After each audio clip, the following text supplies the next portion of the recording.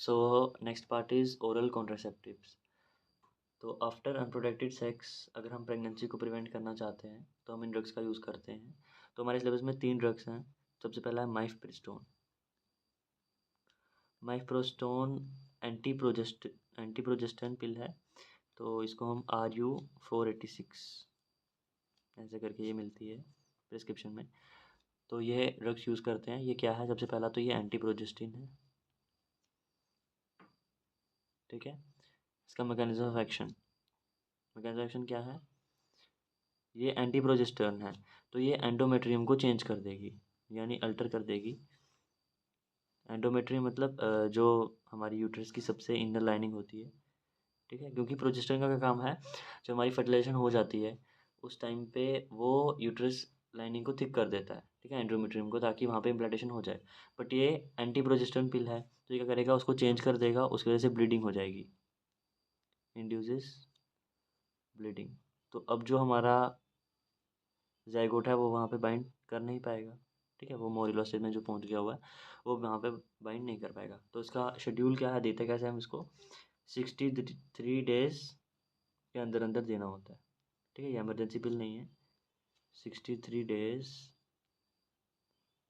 और देते कब है? जब हमें सर्जिकली रिमूव नहीं करना है।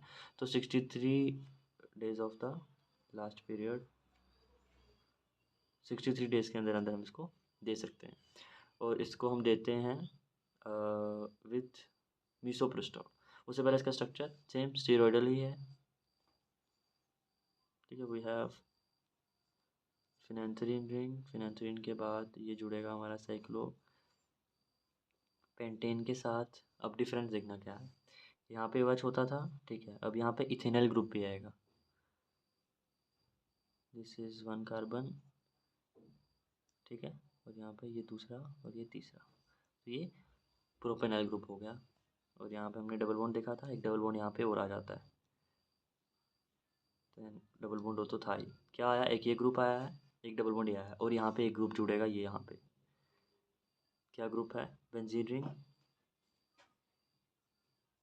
जो जुड़ी हुई है नाइट्रोजन से। वो नाइट्रोजन टर्शरी है, 1 2 3 कार्बन, ठीक है। तो ये ग्रुप जो है वो हमारा जुड़ जाता है, और ये हमारी बेंजीन रिंग है, ठीक है। तो कौन कौन सा ग्रुप जुड़ा है, कि ये और ये डबल बॉन्ड और ये। तो ये हमारा मिफ्लोस्टोन का स्ट्रक्चर है।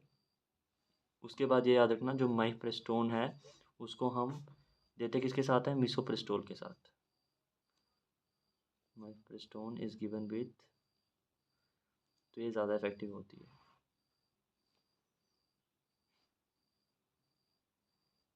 ये कब देते हैं? मतलब या तो हम इमरजेंसी पिल यूज़ कर सकते हैं, जैसे हमारे पास लिविनोजेस्ट्रिल है जो ब्लड ड्रग है हमारा, वो हम यूज़ कर सकते हैं विदिन 72 आवर्स, ठीक है। लेकिन अगर उससे ज़्यादा टाइम हो गया तो विदिन 63 डेज़ हम ये यूज़ कर सकते हैं, ठीक है। लेकिन within 60 days of the last period. तो ये हो गया हमारा माइप्रोस्टोन के बारे में। सेकेंड ड्रग इज़, तो अब हमारे पास 2 ड्रग हैं, एक है लेवेनोर गेस्ट्रोल, दूसरा है नॉरगेस्ट्रोल। तो हम दोनों का स्ट्रक्चर बिल्कुल सेम ही है, ठीक है। कॉन्फ़िगरेशन में डिफरेंस है, तो हम इसका इकट्ठा ही बना लेते हैं। दूसरा ड्रग है, बस इतना याद रखना, जो लेवेनोर गेस्ट्रोल है, लेवेनोर गेस्ट्रोल, ये इमरजेंसी पिल में आता है, ठीक है, क्योंकि ये एक्टिव फॉर्म है इसी की। तो इसको हम मॉर्निंग आफ्टर पिल जो है वो इसी से बनती है, एक्टिव फॉर्म मॉर्निंग आफ्टर पिल, ठीक है, उसको और भी बोलते हैं। तो ये जो है वो एक्टिव फॉर्म है। दूसरा है नॉरगेस्ट्रोल,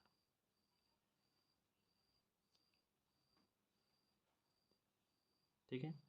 तो ये विदिन 72 आवर्स देना पड़ता है, ठीक है। वो बाद में लिख देते हैं, पहले स्ट्रक्चर देख लेते हैं इसका। स्ट्रक्चर क्या है, सेम, दोनों में स्टीरॉयडल न्यूक्लियस आएगा।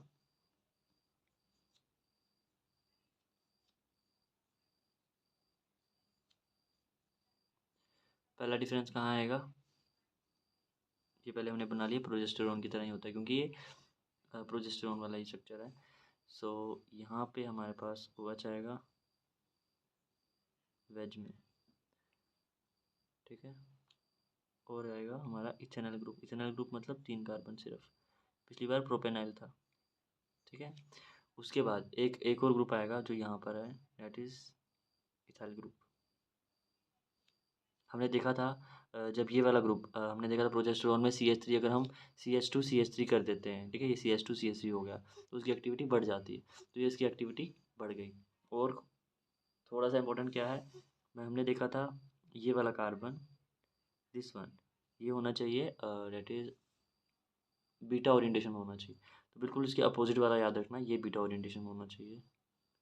वो टेस्टोस्टेरोन में बात हुई थी, और ये वाला भी, और ये दो अल्फा ओरिएंटेशन, बस यही चेंज आएंगे, जो यहाँ पे अल्फ़ा वो बीटा हो जाएगा, जो बीटा वहाँ पे अल्फ़ा हो जाएगा, तो इसकी एक्टिव फॉर्म है। सेम इधर स्ट्रक्चर बना लेते हैं। सो सेम स्टीरियोडल न्यूक्लियस क्या करना है, यहाँ पे अब ये कार्बन जो है, ये वाला जो हाइड्रोजन है, ये वेज हो जाएंगे, ठीक है, टेस्टोस्टेरोन में भी यही वेज थे, और ये वाला हाइड्रोजन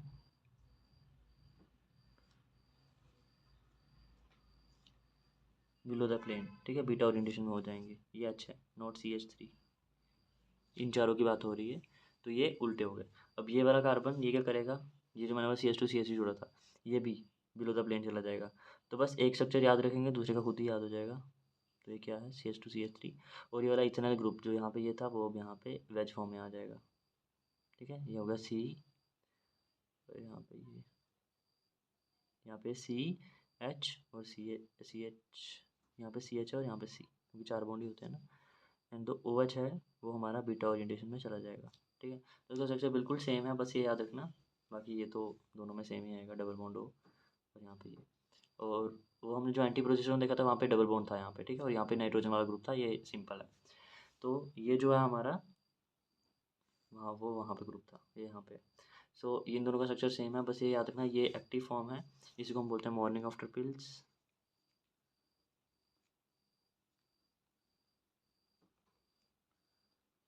ये एमरजेंसी मेथड है,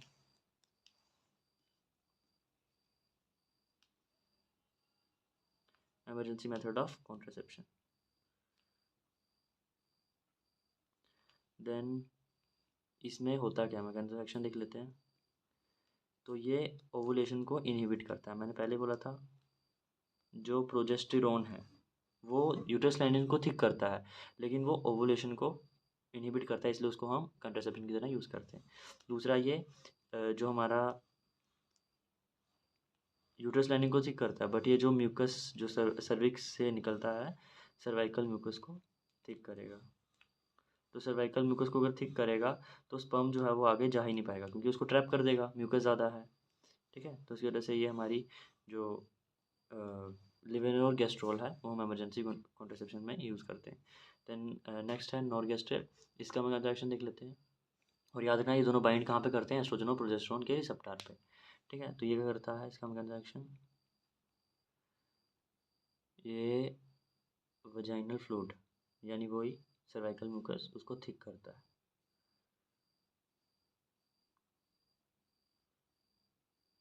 थिकनिंग। दूसरा चेंजिंग लाइनिंग ऑफ यूटरस,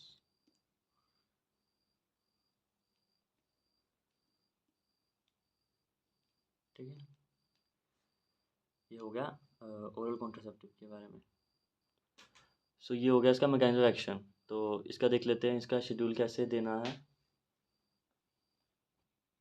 तो इसका शेड्यूल क्या है, इसमें हमने देखा 72 आवर्स के अंदर अंदर देना है, ठीक है, यहाँ पे देख देते हैं, विद इन 72 आवर्स एमरजेंसी। सो ये क्या करते हैं, ये हम 21 डेज़ के लिए लेती हैं लेडीज़, फिर 7 डेज़ का ब्रेक होता है, ठीक है, first day of the menstrual period, तो जो हमारा मेंस्ट्रुअल साइकिल है उसका फर्स्ट डे जो है वो उस दिन देंगे, फिर 7 दिन का ब्रेक होता है, फिर इसको कंटिन्यू करना पड़ता है। अगर बीच में कोई एक टैबलेट छूट जाती है तो लेडी जो है वो दूसरे दिन 2 टैबलेट ले सकती है, पर अगर 2 छूट गई तो फिर उसको दूसरा मेथड अपनाना पड़ेगा, ठीक है। और इसमें होता क्या क्या है, एस्ट्रोजन, एस्ट्रोजन के एक्टिव फॉर्म जिसको हम इथेनाइल एस्ट्राडायोल बोलते हैं, ठीक है, हमने देखा था उसमें इथेनाइल ग्रुप अगर हम जोड़ देंगे तो वो ज़्यादा एक्टिव हो जाती है, तो एस्ट्रोजन के साथ प्रोजेस्टिन इसमें होता है, ठीक है, इसलिए ये थोड़ी इफेक्टिव हो जाती है। एक हमने देखी जिसका पूरा शेड्यूल है 21 डेज़ का एंड 7 डेज़ का ब्रेक, दूसरी देखी इमरजेंसी वाली, और तीसरी हमने देखी माइप्रेस्टोन जो कि 63 डेज़ के अंडर अंडर लेनी होती है। तो ये हो गया हमारा ओरल कॉन्ट्रासेप्टिव के बारे में। अब इसके बाद drugs use for erectile dysfunctioning, और ये बाइंड कहाँ पर करते हैं, एस्ट्रोजन एंड प्रोजेस्टेरोन रिसेप्टर, ठीक है। सो drugs used for erectile dysfunctioning, इसमें हमारे पास 2 ड्रग हैं, दोनों का मैकेनिज्म एक्शन सेम है, स्ट्रक्चर थोड़ा सा डिफरेंट है। तो ये इरेक्टाइल डिसफंक्शनिंग क्यों होती है, स्ट्रेस कंडीशन की वजह से, ठीक है, और भी कंडीशन होती हैं। तो ये 1 घंटा 1 आवर बिफोर सेक्स हम देते हैं। देन इसमें ड्रग्स के नाम है, पहला है सिल्डेनाफिल, सिल्डेनाफिल जो वायग्रा ब्रांड में बेची जाती है। सो सिल्डेनाफिल का स्ट्रक्चर कैसा है, एक बेंजीन रिंग बनानी है, थोड़ा सा मुश्किल है, इसे ध्यान से देखना। बेंजीन रिंग के साथ पैरामिडिन रिंग होगी। पैरामिडिन रिंग कैसे होती है, फर्स्ट और थर्ड पोजीशन पे नाइट्रोजन, ठीक है। पैरामिडिन रिंग के साथ ही हमारी पैराजोल रिंग होगी, 5 मेंबर्ड, 2 नाइट्रोजन इकट्ठे होंगे, तो मैंने मान लिया एक नाइट्रोजन यहाँ पर है, यहाँ पर होगा, ठीक है। और ये एरोमेटिक होती है, तो यहाँ पे H, लेकिन H की जगह यहाँ पे एक सिंगल CH3 आ जाएगा, ठीक है, H आ जाएगा, क्योंकि यहाँ पे 5 मेंबर रिंग है, 2 डबल बॉन्ड आ गए, तो एक यहाँ पे H आ जाता है, उसकी जगह पे CH3 आ जाएगा। देन ये जो पैरामिडिन रिंग है, पैरामिडिन रिंग पे एक ही डबल बॉन्ड होगा, और यहाँ पे कीटो ग्रुप होगा। Then this carbon there will be propyl group, ठीक है, ये होगा एक तरफ का। दूसरी तरफ यहाँ पे सल्फोनिल ग्रुप जुड़ेगा, इस तरफ ये बेंजीन है, ठीक है। सल्फोनिल ग्रुप कैसे होगा, SOO, लेकिन ये जो NH2 है वो रिंग बना देगा, कौन सी रिंग, पाइपेराजीन, मतलब इसके अपोजिट वाले पे नाइट्रोजन होगा, 2 कार्बन के बाद 2 कार्बन के बाद इधर, ठीक है। एंड अगेन ये नाइट्रोजन एक कार्बन के साथ, इधर भी ये सेम था, इधर भी सेम था, ठीक है। उसके बाद एक यहाँ पे रह गया ऑक्सीजन, तो इसके सेकंड पोजीशन पे oxygen and then ethyl group, 1 2 2 कार्बन। तो ये हमारा स्ट्रक्चर है सिलिंडर का। क्या क्या बोला मैंने, हमारी पिरामिडल रिंग है, एरोमेटिक होती है, लेकिन ये एरोमेटिक नहीं है, यहाँ पे डबल बॉन्ड होगा आ गया, ठीक है। तो ये हो जाएगी पैरामिडिन के साथ पैराजोल, इसके टर्मिनल पे एक CH3, इसके टर्मिनल पे एक CH3, इस तरफ आगे पाइपेराजीन, ये होगा इसका स्ट्रक्चर। और हमने देख लिया इसको 1 आवर बिफोर सेक्स देना है। उसके देख लेते हैं mechanism of action, 1 hour before sex, uses भी देख लिए, इरेक्टाइल डिसफंक्शनिंग होती है तो तभी देंगे, ठीक है। तो उसका मैकेनिज्म एक्शन क्या है, ये जो है इनहिबिट करता है, ठीक है, इनहिबिट लिख रहा हूँ माइनस के लिए, फॉस्फोडाइस्टरेस इनहिबिटर है ये। तो जो हमारा फॉस्फोडाइस्टरेस, पता ही चल रहा है, फॉस्फोडाइस्टरेस एंजाइम है, इसको इनहिबिट करता है। अब ये क्या करता है, इसकी वजह से break down of cyclic AMP। अब ये याद रखना, साइक्लिक AMP जहाँ पे आएगा वहाँ पे रिलैक्सेशन, तो साइक्लिक AMP क्या कर रहा है, रिलैक्सेशन करवाता है, ठीक है। तो ये फॉस्फोडाइस्टरेस एंजाइम क्या कर रहा था, ब्रेक डाउन करवा रहा था, तो जब इसने इसको इनहिबिट किया तो ये चीज़ भी इनहिबिट हो गई, तो सॉरी, जब इसने इसको इनहिबिट किया तो ये ब्रेक डाउन हो गया इसका साइक्लिक CAMP का, तो साइक्लिक CAMP यहाँ पे कम हो जाता है। अगर साइक्लिक एडिनोसिन मोनोफॉस्फेट अगर यहाँ पे कम हो जाएगा, क्योंकि अगर ज़्यादा होकर रिलैक्सेशन हो जाएगी, तो ये कम हो जाएगा तो कॉन्ट्रैक्शन हो जाता है, तो इससे क्या होता है, ब्लड फ्लो बढ़ जाता है, increases blood flow in penis, जिसकी वजह से पेनिस इरेक्शन मिलती है हमें देखने को,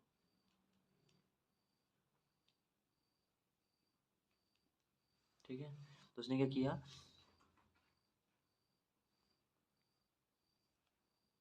ठीक है, इनहिबिट किसको किया, फॉस्फोडाइस्टरेस एंजाइम को, और ब्रेक डाउन करवाया साइक्लिक AMP का, ठीक है। नहीं तो साइक्लिक AMP यूज़ करके ये फॉस्फोडाइस्टरेस एंजाइम जो वो साइक्लिक एएमपी की फॉर्मेशन करता है, बट इसने ब्रेक डाउन करवाया। ब्रेक डाउन होने से क्या हुआ, इरेक्शन नहीं होगी ना, कॉन्ट्रैक्शन होगी, तो ब्लड फ्लो पेनिस में बढ़ जाता है, जिसकी वजह से पेनिस इरेक्शन हो जाता है। ठीक है, तो ये सिल्डेनाफिल के बारे में। दूसरा स्ट्रक्चर है tadalafil. So next structure is tadalafil. तो ये ब्रांड नेम सियालिस के अंडर बिकता है। तो इसका मैकेनिज्म एक्शन सेम रहेगा जैसा हमारा सिल्डेनाफिल का था, यानी कि ये इनहिबिट करता है फॉस्फोडाइस्टरेज एंजाइम को और स्टिमुलेट करता है breakdown of cyclic AMP relaxation cause करता है। तो ये ब्रेकडाउन करेगा तो वो कॉन्ट्रैक्ट हो जाएगा। तो कैसे, ये ब्लड फ्लो पेनिस में बढ़ा देता है, जिससे पेनिस की इरेक्शन हो जाती है। ठीक है, तो इसका स्ट्रक्चर कैसा है, सिंपल। एक हमने पाइपेराडाइन रिंग बनानी है। ठीक है, मैं यहाँ पे नाइट्रोजन लगा रहा हूँ ताकि नाइट्रोजन उसके साथ भी शेयर हो जाए। ठीक है, और दूसरी रिंग होगी पाइपेराजिन। पाइपेराजिन मतलब इसके अपोजिट में एक और नाइट्रोजन। ठीक है, ये होगी हमारी पाइपेराडीन, ये होगी हमारी पाइपेराजिन।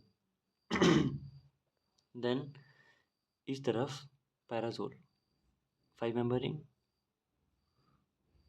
ये नाइट्रोजन हो गया पाइपेराजोल। इसके इधर बेंजीन रिंग, पहले बनाया पाइपेराडीन, पाइपेराडीन के उधर पाइपेराजिन, एक नाइट्रोजन वाली रिंग बनाई लेकिन 6 मेंबर थी, जो 2 हो गए। देन पैराजोल 5 मेंबर रिंग, देन आएगा बेंजीन सिंपलेस्ट। तो हमारी सिंपलेस्ट बन गई बेंजीन। देन अब ये वाला कार्बन जो हमने बीच में रिंग बनाई थी, इसी में अल्फा ओरिएंटेशन में, यानी कि बिलो द प्लेन, एक और बेंजीन रिंग होगी। ठीक है, ये भी बेंजीन है, और ये बेंजीन रिंग जुड़ी होगी इसी के साथ डाई ऑक्सोल में, 2 O और 5 मेंबर रिंग है। ठीक है, तो ये एक ग्रुप, ये हमारा हो गया पाइपेराडीन, ये पाइपेराजीन, ये पैराजोल और ये बेंजीन। अब यहाँ पे ये जो नाइट्रोजन लास्ट में बच गया, इधर O और इस पर 2 ऑक्सीजन, एक ऊपर एक नीचे, ये हो गया C40 का स्ट्रक्चर। उसके बाद इसको हम ट्रीट किस में करते हैं, एक तो इरेक्शन के लिए, दूसरा हम पल्मोनरी, जब हाइपरटेंशन हो जाता है उसको ट्रीट करने के लिए हम इसको यूज़ करते हैं, दोनों ड्रग्स को, सॉरी टाडाफिल को, पल्मोनरी हाइपर टेंशन। ठीक है, तो ये हो गया, हमने इसका मैकेनिज्म एक्शन देख लिया, यूजेस देख लिए। ठीक है, स्ट्रक्चर हो गया। ये थे ड्रग्स फॉर इरेक्टाइल डिसफंक्शन, जो हम इरेक्टाइल डिसफंक्शनिंग होती है उसके लिए हम ड्रग्स यूज़ करते हैं। कौन कौन सा, sildenafil and tadalafil. Okay, thank you.